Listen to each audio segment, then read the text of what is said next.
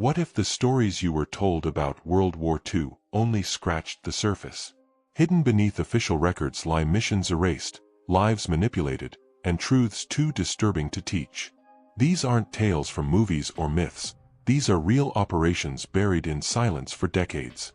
Once you hear them, you can't unhear them.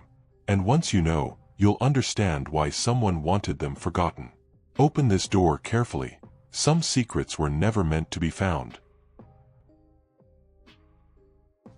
In the bitter chill of December 1944, the snow-covered forests of the Ardennes concealed more than just German tanks. Amidst the chaos of the Battle of the Bulge, a peculiar string of events began to ripple through German lines. Supply trucks vanished, bridges collapsed without explanation, and whispered tales of ghostly American soldiers haunted enemy troops. These were not figments of panic-stricken minds, but the orchestrated handiwork of a covert Allied unit known only to a handful of generals. The Phantom Battalion. Formed in complete secrecy under the supervision of the OSS, the Phantom Battalion was a psychological warfare unit composed of artists, magicians, sound engineers, and linguists. Most had never held a rifle in combat. Their weapons were deception, illusion, and sound. The idea was radical. Instead of fighting with bullets, they would manipulate the enemy's perception of reality. Their headquarters was a makeshift compound behind Allied lines in northern France. Lieutenant Maxwell Max Greaves, a former stage illusionist from Chicago, led the unit. He was a wiry man with a sharp eye for detail and a flair for dramatics. Under his command were men like Sergeant Eli Benowitz, a Yiddish-speaking radio expert from Brooklyn, and Corporal David Miles, a British sculptor turned camouflage specialist. Together, they trained in the art of subterfuge, laying rubber tank decoys, crafting misleading radio chatter, and using massive speakers mounted on jeeps to simulate advancing armies in the dead of night.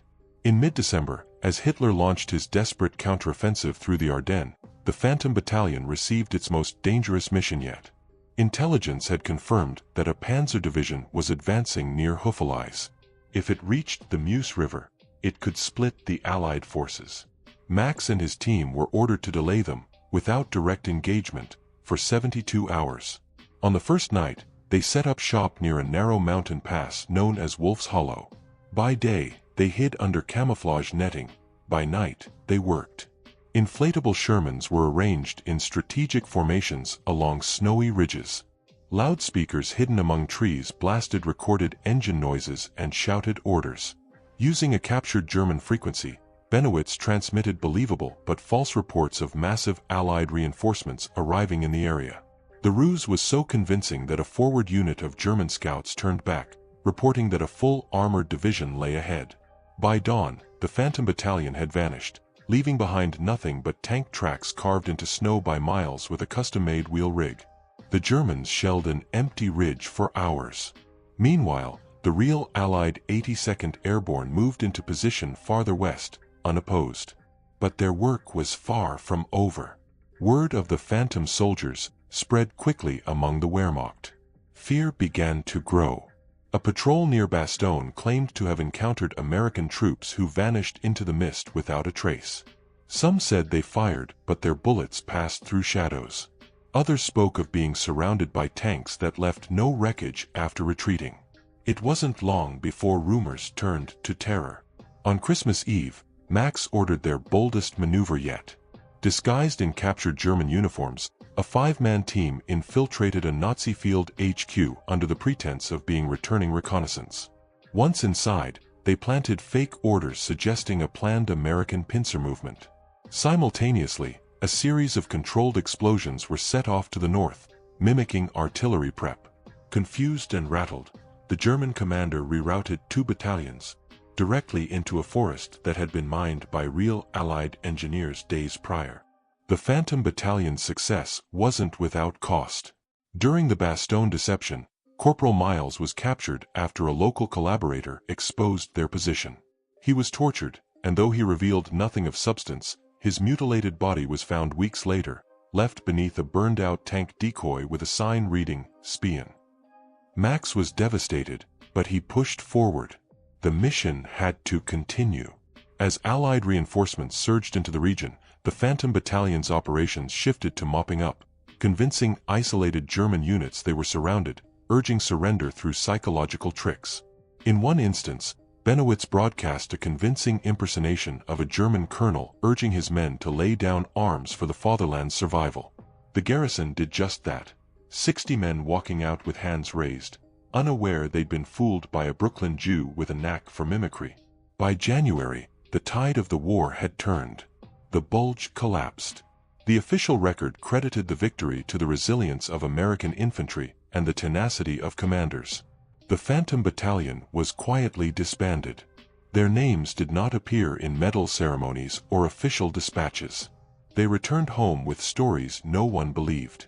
In 1987, a dusty crate was uncovered in a Maryland storage facility belonging to the defunct OSS archives. Inside were photographs, Sherman tanks that could be deflated like balloons, loudspeakers strapped to jeeps, field maps marked with strange symbols, and personal notes from Max Greaves. One scribbled line stood out: "They never saw us." That was the point. To this day, the deeds of the Phantom Battalion remain a footnote in classified history. But for those who lived through that frozen nightmare in the Ardennes, they were not ghosts. They were warriors of illusion, silent, clever, and deadly in their own way. And in a war defined by violence, they fought with shadows. When the Wehrmacht thundered into Poland in September 1939, the city of Warsaw braced for brutal occupation. Streets were renamed, synagogues burned, and radio transmitters dismantled. Nazi control sought not only to dominate the people but to silence them.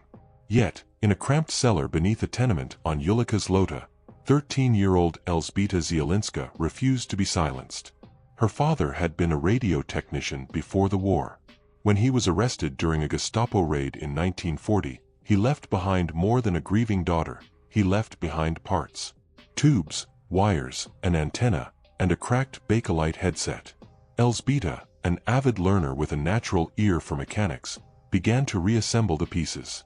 By early 1941, with the help of her schoolteacher Miss Nowicka and 2 classmates, the signal they'd built pulsed to life. It was weak, distorted, but it worked. The resistance dubbed it Slowick, Nightingale.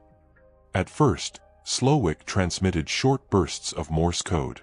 Messages relayed sabotage instructions from the Armia Krajowa, Home Army, warnings of Gestapo patrols, and even coded calls for medical aid to the underground clinics. The transmitter had a range of barely 6 kilometers, but in wartime Warsaw, that was enough to reach a dozen resistance cells. By 1942, as the Warsaw Ghetto swelled with the condemned, Slowick became a lifeline. One of Elżbieta's closest allies was Dawid Rabinowicz, a Jewish teenager who smuggled information from inside the ghetto through a tunnel hidden beneath a bombed-out bakery. He brought grim news. Entire trainloads of Jews were vanishing from the Umschlagplatz station. Elżbieta encoded the information and broadcast it to London via a clandestine relay near the Vistula River. MI6 intercepted the signal. For the first time, British intelligence had direct civilian confirmation of mass deportations to Treblinka. The Nazis responded viciously. Radio detectors were mounted on trucks and sent rumbling through the streets, sniffing for unlicensed signals. Listening to foreign radio was punishable by death, broadcasting, torture, and execution. So Elżbieta and her group moved constantly, using portable batteries and wire rigs that hung from laundry lines or chimneys to mask their emissions. A network of seamstresses, janitors, and schoolboys acted as lookouts and runners. Messages were hidden in loaves of bread, inked on playing cards, or whispered through walls. In the spring of 1943, the Warsaw Ghetto uprising began. From the rooftop of a church tower near Nowa Lipki Street, Elżbieta watched smoke rise as the Germans shelled the ghetto into rubble. Dawid's last message before disappearing was short and devastating. "If we fall, tell the world we fought." Slowick's broadcast that night was longer than usual. Elżbieta read Dawid's words in Polish, then again in German, then in halting English. A British soldier stationed in Cairo reportedly heard the final phrase, "We fought with honor," and wept. Later that year, Elżbieta was approached by a British agent operating under SOE command. His name was Edward Greaves, but everyone called him Ghost. He provided Slowick with advanced encryption keys and a miniature transmitter the size of a matchbox. The new technology allowed messages to be bounced through field agents in occupied France, finally reaching Bletchley Park, where the Enigma decoding team corroborated Slowick's intel. The Gestapo grew desperate. In October 1943, a series of coordinated raids across Warsaw targeted suspected radio sites. A squad stormed the basement of Ulica's Złota. Elżbieta wasn't there. She had moved the operation 2 days earlier to the attic of a former bookshop on Grzyboska Street. But Miss Nowicka, who had returned to retrieve a forgotten codebook, was captured. She refused to talk, even as they broke her fingers one by one. Her execution was public. Devastated but hardened, Elżbieta continued. She was no longer a girl but a soldier in her own right. The transmissions became more sophisticated, live Morse code over stolen frequencies, fake Nazi propaganda to mislead patrols, and intercepted Luftwaffe communications rebroadcasted with doctored coordinates. In one infamous case, Slowick's disinformation caused a German unit to firebomb their own supply cache near the Praga district. As 1944 approached, the Soviets pushed westward. The Warsaw Uprising exploded in August, and Slowick played a critical role. Elżbieta used it to coordinate weapons drops, guide wounded resistance fighters to hidden clinics, and warn civilian neighborhoods of incoming artillery. Each transmission was brief, precise, and razor-edged with urgency. One survivor later said, "When the nightingale sang, we knew we weren't alone." On September 2nd, the transmitter fell silent. German tanks had entered the neighborhood.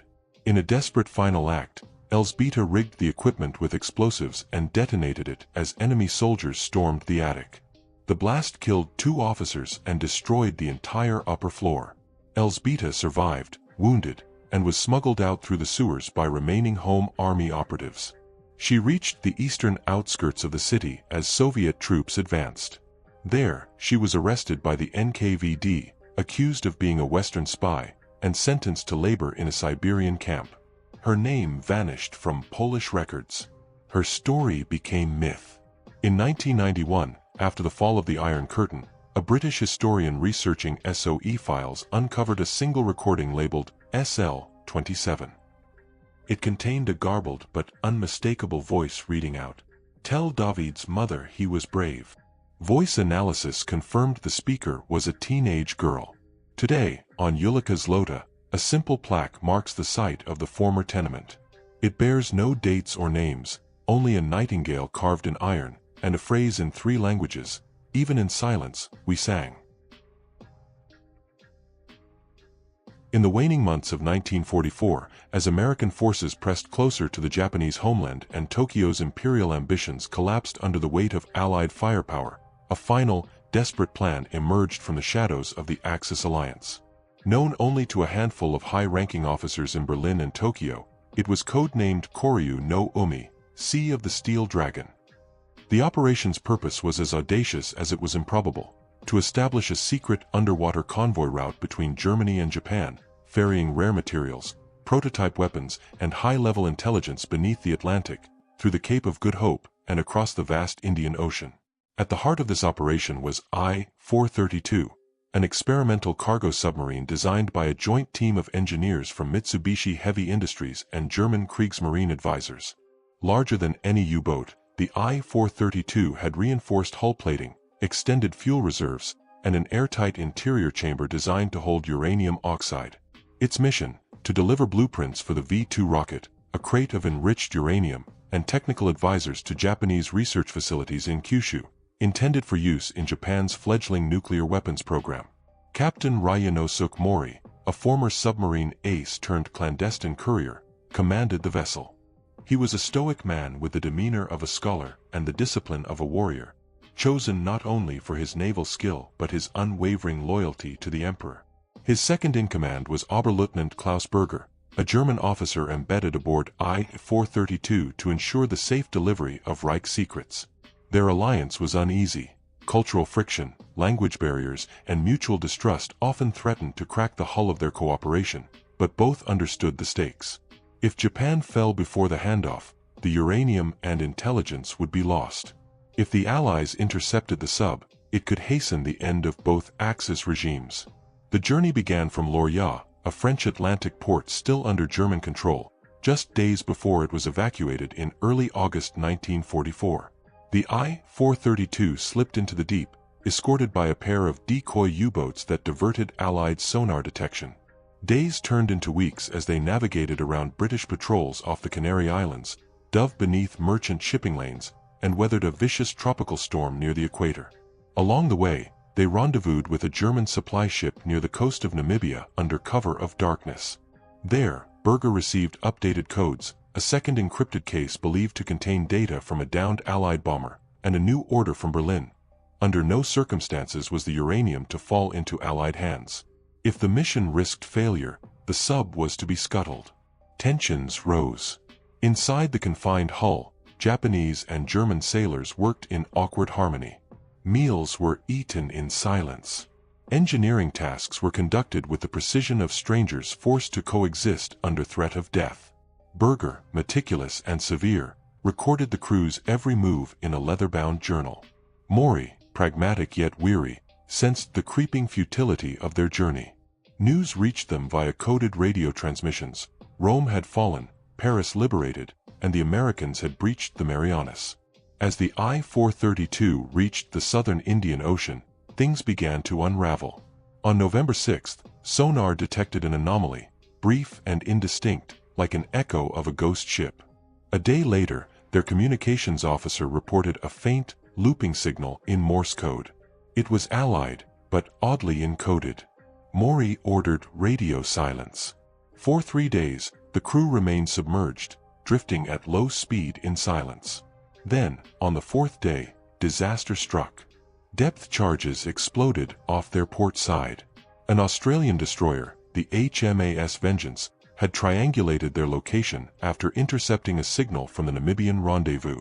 The I-432 descended to 300 meters, deeper than its designed limit. The hull creaked under the pressure. Lights flickered. A power conduit burst, electrocuting a Japanese engineer. In a desperate maneuver, Maury activated the sub's noise cancellation system, a prototype developed from German technology, and coasted along the thermocline, the layer between water temperatures that disrupted sonar. The ruse worked. The destroyer lost their trail. But the damage was done. One engine had failed. Battery reserves were dwindling. With no port and no support, I-432 limped eastward toward Ceylon. Berger demanded the uranium be jettisoned to prevent capture. Maury refused.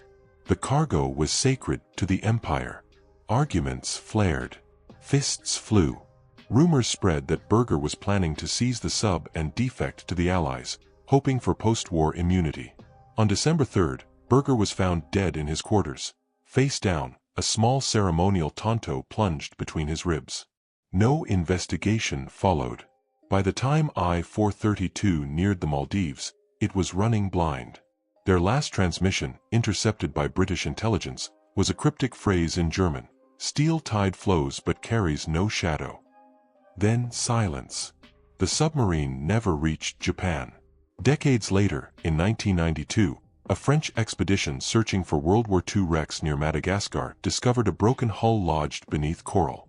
It bore markings of both the Imperial Japanese Navy and the Kriegsmarine.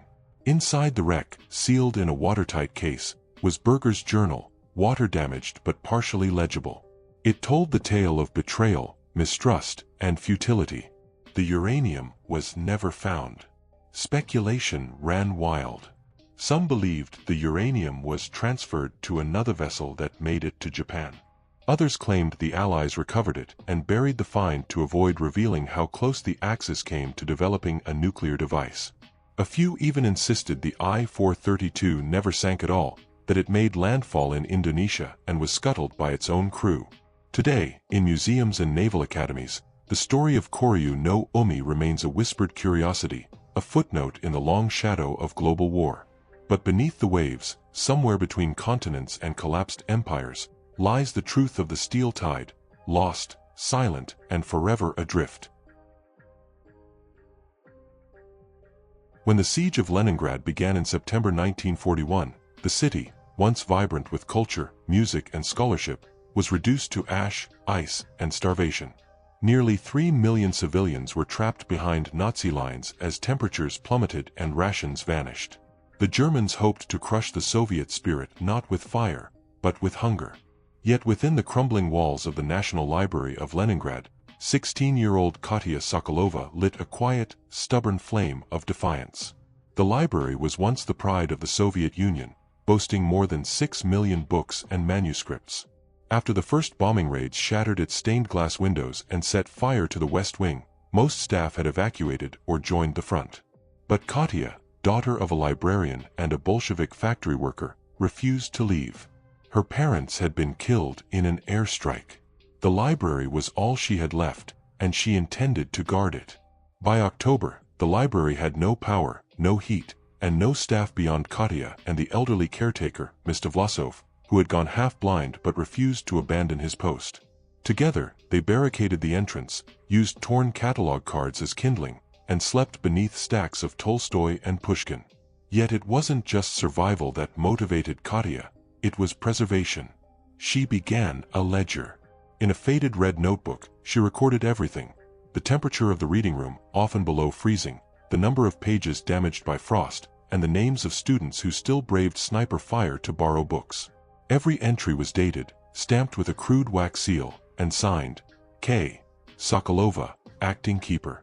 At first, the authorities ignored her. But when news spread that a young girl was still lending poetry during a siege, Soviet officers grew interested. In early 1942, a grim-faced major from the NKVD arrived. He brought no orders, only a request. His unit needed maps. Historical ones. Of Leningrad's old sewer systems. Katya delivered the volumes in person, wrapped in linen and protected from the snow. Her hands bled from the cold, but she stood tall. The maps were used by sappers to sabotage German artillery placements. Within weeks, the major returned, not to confiscate, but to collaborate. From then on, Katya became the unofficial archivist of the Leningrad resistance. Soldiers came by night to study enemy fortifications drawn in old Prussian field manuals. Nurses borrowed outdated medical texts to learn battlefield surgery. One colonel spent hours in the philosophy aisle, finding solace in Marcus Aurelius. Katya kept it all catalogued. She added notes in the margins, missing pages due to water damage, lent to Sergeant M. Volkov, 4th Guards Tank Army, repaired with needle and thread. In March 1942, the winter lifted, but not the siege. Food was nearly gone. Katya weighed 39 kilograms and had lost most of her hair. But she refused evacuation. When a German shell finally collapsed the central reading hall, burying hundreds of rare manuscripts, she wept for a day, then began digging them out by hand. She lost 2 fingertips to frostbite that week. Then came the letter, typed, unsigned, and delivered by a runner from the Baltic Fleet. It simply read, Asterisk to the keeper of words, if we survive, it will be because of stories. Yours included. Asterisk. Katya hid the letter inside a hollowed-out dictionary. By the end of 1943, the tide of war had turned. Soviet forces began to push the Germans back. Supplies trickled into the city via the ice-covered Lake Ladoga. Yet the library remained off the official relief lists. So Katya took matters into her own hands. She wrote to Marshal Zhukov himself. Her letter, written on ration paper and sealed with wax melted from a candle stub, was short and unsentimental. Asterisk, the National Library has been under siege for 2 years. We require nails, rope, and bread, not applause. K. Sokolova, acting keeper. Asterisk. Miraculously, it worked. A month later, crates arrived marked engineering equipment. Inside, tinned meat, kerosene, canvas tarps, and a note from a quartermaster. Marshal says keep reading. By the time the siege broke in January 1944, nearly 1 million Leningraders had died. But the library still stood, barely. Inside, under patched ceilings and frostbitten shelves, nearly 2 million volumes had survived, thanks to Katya. She personally cleaned, recorded, and reshelved over 15,000 titles. After the war, her red ledger became part of the library's permanent archive. Katya, offered positions in Moscow and Kiev, refused them all. She remained in Leningrad. She never married. She never left. In 1985, when a documentary crew visited the National Library to record stories of wartime resilience, they found her still at her desk, now the head archivist. They asked her if she'd ever considered leaving the city. She answered with a faint smile. Asterisk, you don't abandon your post in the middle of a sentence. Asterisk. Today, visitors to the Leningrad Library, now St. Petersburg, can see her ledger on display beneath a glass case. The ink has faded. The pages are yellowed. But on the last page, in a sharp, determined script, reads the final line. Asterisk, Catalogue complete. Victory achieved. Resume reading. Asterisk. In the dim, chilly rooms of Bletchley Park, England, a secret war was waged, not with bullets or bombs, but with riddles and wires. By 1942, the Allies' fate often hinged on breaking the enigma of Nazi Germany's encrypted communications. Among the hundreds of codebreakers was a young mathematician named Thomas Ainsley, whose brilliance, and a touch of recklessness, would change the course of the war.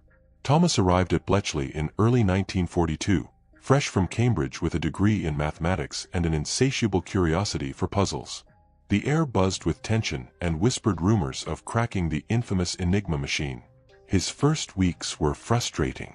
The task was colossal, thousands of daily German messages, each wrapped in a shifting maze of substitution ciphers and rotating rotors. The early bombs, mechanical devices designed to reverse engineer the Enigma's settings, were slow and prone to breakdowns. Thomas joined the HUT-6 team, responsible for deciphering Luftwaffe communications. Day after day, he pored over intercepted messages, searching for predictable patterns, cribs, to anchor their decryption. It was tedious and draining work, often rewarded only with frustration. Then came a message that changed everything: Operation Nightfall scheduled for June 6. The transmission was incomplete, garbled, and heavily encrypted. Intelligence suggested it might refer to an Allied invasion, but without confirmation, it was dismissed by some as disinformation. Thomas wasn't convinced. Driven by a gut feeling, he devoted every spare moment to decoding the message. His obsession alienated colleagues and drew the ire of his superiors, who warned him against chasing shadows. But Thomas was relentless. Using a novel approach, he hypothesized a predictable pattern in the German command's call signs, then cross-referenced weather reports and troop movements. Bit by bit, the cipher began to unravel. On May 30th, Thomas presented his findings to senior codebreakers. The room was silent as he revealed Operation Nightfall was the code name for the planned Allied invasion of Normandy. The decrypted messages outlined troop deployments, timing, and even weather contingencies. His breakthrough accelerated Allied preparations. British Prime Minister Winston Churchill and General Eisenhower were briefed. Armed with this knowledge, the Allies adjusted their strategy, orchestrating decoy operations like Operation Fortitude to mislead the Germans about the true landing site. But Thomas's discovery came at a cost. The Germans suddenly changed their encryption methods, implementing a new variant of Enigma with an additional rotor. HUT-6 bombs, designed for the earlier model, became ineffective overnight. Bletchley scrambled to adapt. In the frantic weeks leading to D-Day, Thomas and his team worked around the clock, redesigning the bombs and developing the Harival tip, a cryptanalytic technique that exploited operator laziness in selecting keys. The pressure was immense. One mistake could cost thousands of lives on the beaches of Normandy. On June 6, 1944, as the Allies stormed the beaches under a thunderous sky, Thomas listened to radio reports. The decrypted intelligence had saved countless soldiers, guiding naval bombardments and intercepting German reinforcements. After the invasion, Thomas continued his work, decoding messages about the Battle of the Bulge and the collapse of the Third Reich. Yet his role remained secret for decades. The Official Secrets Act forbade him from speaking publicly. The weight of hidden heroism bore heavily. It was only in the 1970s, when the British government declassified Bletchley's activities, that Thomas received recognition. A modest ceremony at the National Museum of Computing brought together surviving codebreakers. Thomas gave a brief speech, recalling the quiet nights filled with tapping keys, smoke-stained pipes, and the hum of machines. He ended with a simple line: "Wars are won not only on battlefields but in minds. And sometimes, the smallest key can unlock the greatest door." Thomas Ainsley's story, once buried in secrecy, now stands as a testament to the silent warriors of intelligence, those who shaped the Second World War from behind coded screens and mechanical hearts.